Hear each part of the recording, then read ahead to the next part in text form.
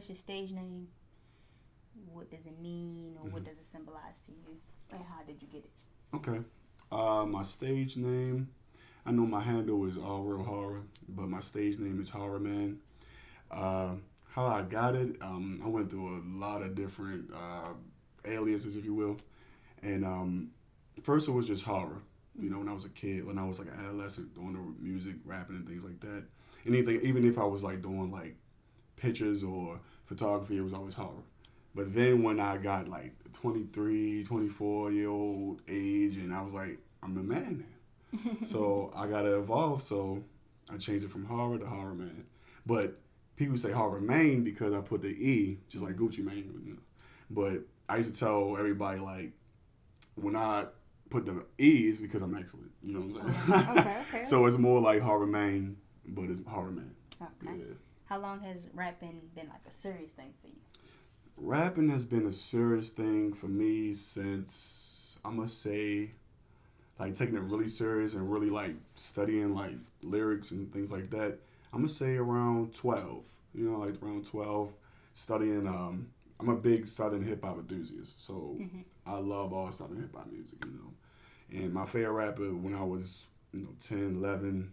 Shouldn't be listening to him, but Ludacris is my biggest. Okay. Like that was my man. You know what I'm saying? So I used to study his lyrics, his cadence, and things like that, and I'll just like freestyle, say whatever. I'll repeat myself just to count bars. You know what I'm saying? So I'll like I don't really care, then say a bar, then I don't really care, say a bar. So I just try to like practice that way.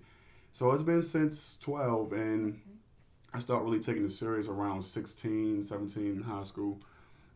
Got introduced to Cool Edit and FL, and I started making beats first, and then I was like, nah, I really want to do my voice again. And sitting in my mom's house, recording in my small little room, just expressing myself, you know what I mean? And that's when I started becoming real serious about it. Like, all right, I'm going to say whatever I want at 16, 17, 18. But then as I got older, like 22, 23, I started like evolving to, I said, man, my son is about to be born. Like, I got so many projects from just like me just expressing myself and me changing to like an adult and a parent, and I'm like me express that through my music. So since then, from 12, 16, 18, then now as a 31-year-old man, it's like now I take music for, it's more so for me, it's more I make music when I feel it. You know what I mean? I can't just like write something. I can write anything. I can write some dope that didn't happen, but more so for me, it has to happen for me to feel it. Like just learning about myself and learning how I express myself, it was more so, it's better that way for me. Like if I'm feeling it, I'm on, my body's lit, I'm past just, vibing low, I'm good, I'm ready. But, my life just does that. And if I'm not feeling it, I'm not going to do it. You know what I mean? I'm not going to put nothing out that it just doesn't feel genuine to me. So, what has to be in your environment in order for you to write? I'm big on feng shui.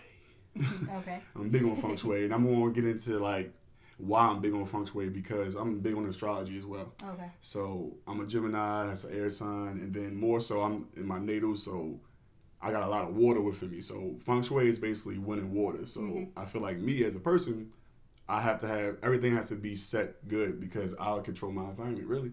You know what I mean? So to get the environment set for me, to get my creative process is more so I like to have different colors, like, so I try to meditate and see where my auras are.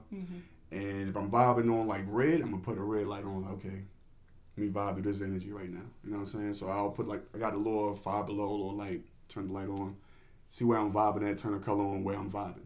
So if I want to get to be truthful and speak from the throat, that's blue.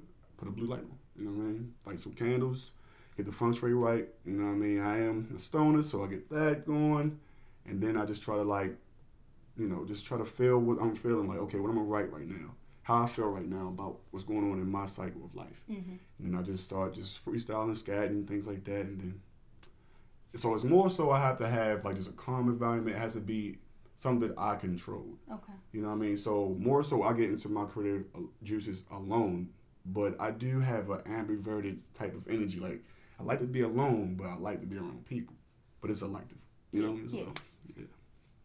what is one song you would say that like you changed it like a million times just for you to go back to the original version and still put it out like the original version? Can I give you two? Yeah. All right, cool. Because a lot of people that's gonna see this gonna be like, yeah, right. But one song is two, like they both is very spiritual for me. So the first song is an old song.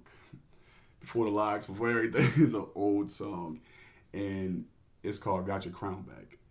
And that song more so was just, I'm more of a motivator type of rapper. Like I try to be versatile, like, be aggressive and, things like that. But I'm more so try to motivate people and motivate energies and making sure people vibes are right. So the song "Got Your Crown Back" for me was just reminding myself that I am a king. And at that time, I wrote that at like 17, 18. And to this day, I might chop up the lyrics, but it's something that I can recite. You know what I mean? And everybody really loved the song because it had, like, I love Sierra. At the time, I loved Sierra. I still love Sierra. But at the time, I really loved Sierra. And had my mom, one of the guys, a producer, he put a sample of her, "Got Your Crown Back." And then it was really, like, a good sample. I love samples when I do music because it's just easier to, like, make that a hook. And then just have, different little chants or hums and stuff, some Kid Cudi stuff, you know what I'm saying? So "Got Your Crown Back" was really, like, a good song that everybody, like, really loved. And due to personal reasons and things that happened to me, like just like losing equipment and song just getting pushed back, and I'm not really like being motivated from that energy. I told you, like I have to have that energy. Like I have to feel like I got my crown back. Yeah. If I'm gonna do my crown back, and I'm feeling like I'm on my my root chakra, I'm like, well, I'm not talking about my crown. You know what I'm saying? So, but "Got Your Crown Back" is one of the songs that really everybody like love. Everybody like always want me to like. You should finish the song. You know what I mean? Mm-hmm. Like it's a hook. It's my verse, and it's some other features on there that I ain't gonna say yet because I want to drop it. 'Cause I'm going to drop it, but "Got Your Crown Back" was one, and most recently song that what's the question again? I'm sorry.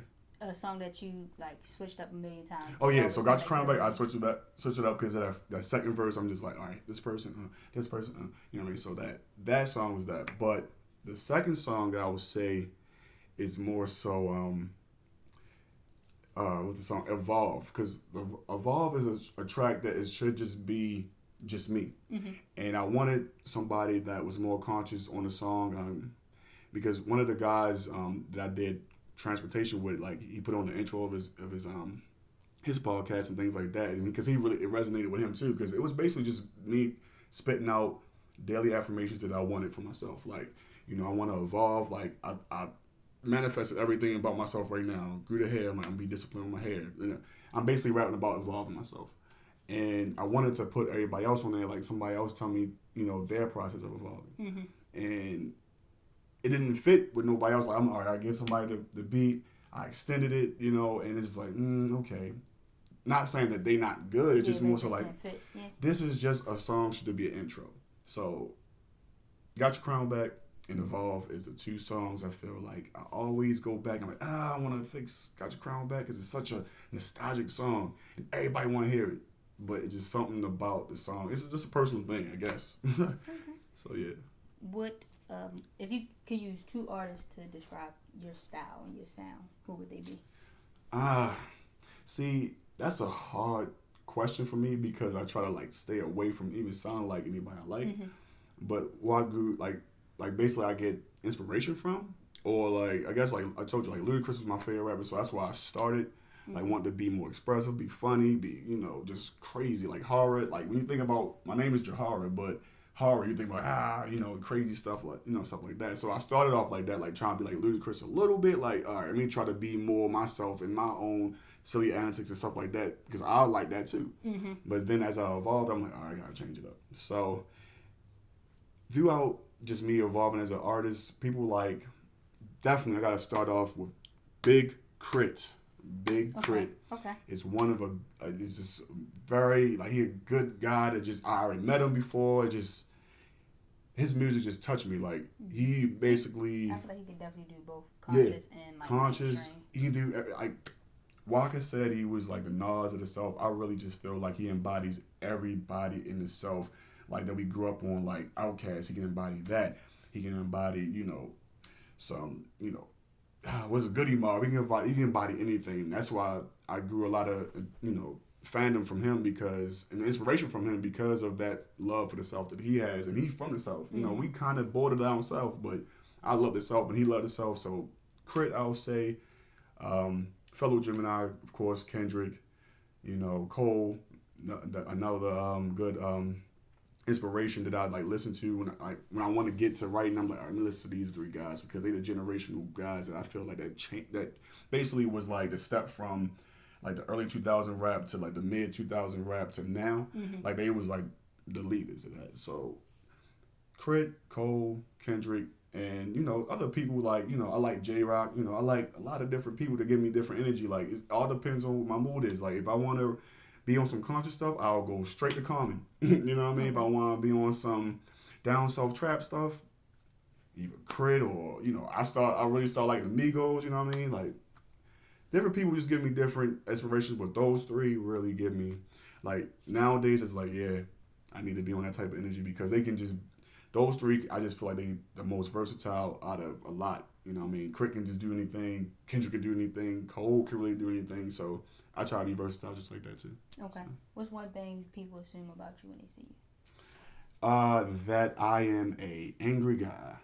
Or I'm just not approachable. You know what I mean? What do they say makes you seem like you're angry or not approachable? The eyebrows. Like you know, firstly like, oh, do you get your eyebrows? Nah, you know, I just got big eyebrows, you know. Outside, they just like this. I just got a low brow, you know, but I'm not a dick or nothing like that. I can talk to anybody, you know. I guess people would look at me and they think that I'm kind of standoffish, or they might, some people even say arrogant. I'm like, arrogant? Like, what?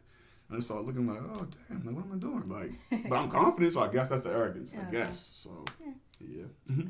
I see you have a son. Yep. Does he have any musical influences because of you? Or does he want to be in music at all? My son is basically like a walking double of me. Okay. Like, he don't want to be a rapper, but he'd do a little, you know, freestyle here and there. He'd do a little dancing here and there. But I just like the fact, like, for me, music is just art to me. That's why I did the whole A.R.T, all things, all that. You know, I just feel as though it's art. And my son is big on art, too. He like to draw. He like to do little dances. He can't really dance. I can't dance. He can't dance. We can't dance. Okay, so, but he do a little, you know, music here and there. But I think mostly what he gets from me is just the other arts that I have. Like I can draw. He likes to draw. You know, take pictures. He like to take pictures as well. He might like to just be behind the camera. He don't want to take the picture. He would do it, but he like to be. He's all ham, so he's like, yeah, you know. Do y'all have like a little thing that y'all do, like a secret handshake? Oh yeah.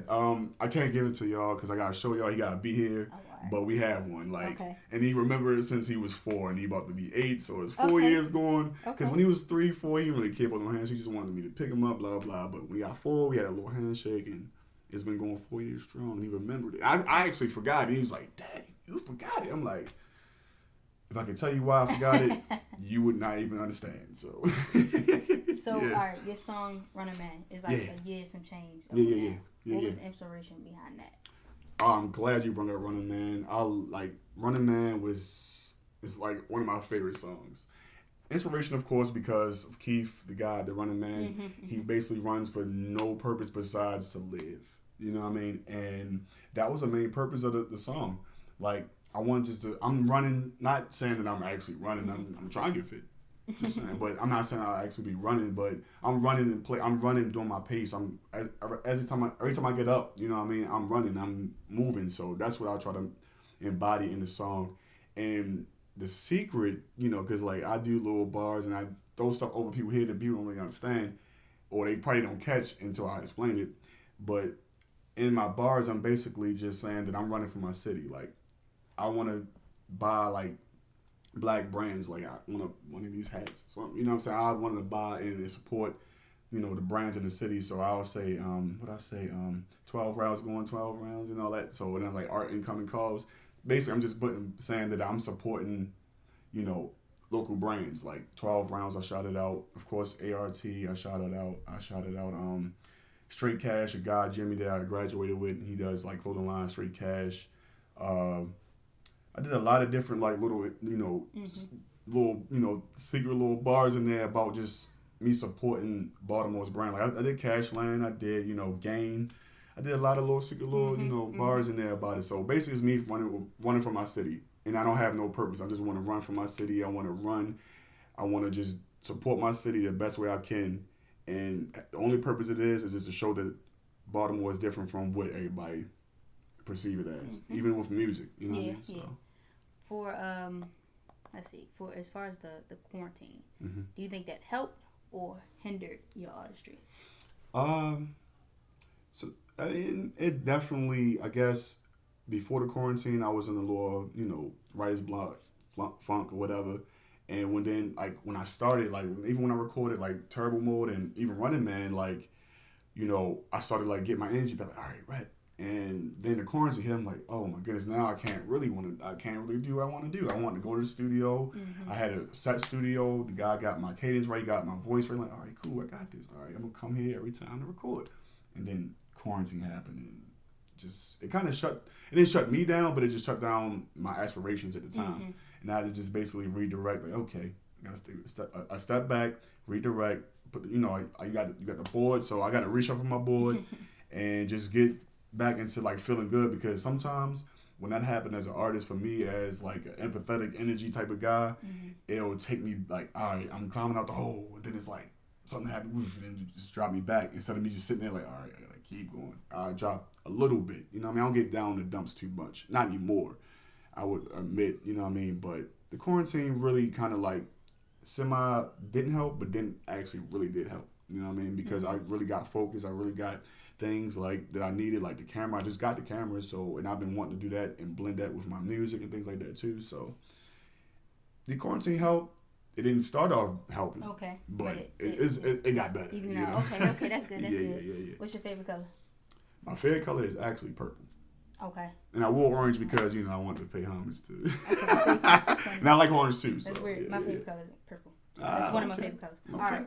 Can you give me an 8-bar or a 16-bar using your favorite color 4 times? Oh man, purple.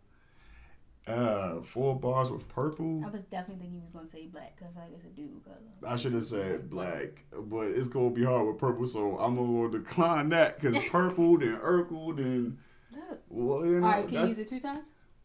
I don't even want to try now because I'm like, damn. Look, now I'm thinking about all rhymes with purple. You know what I mean? So I ain't going to put myself on there. All right, that's cool. All right, maybe we get it another time. Next time, yeah. Thank you for coming out. Got you.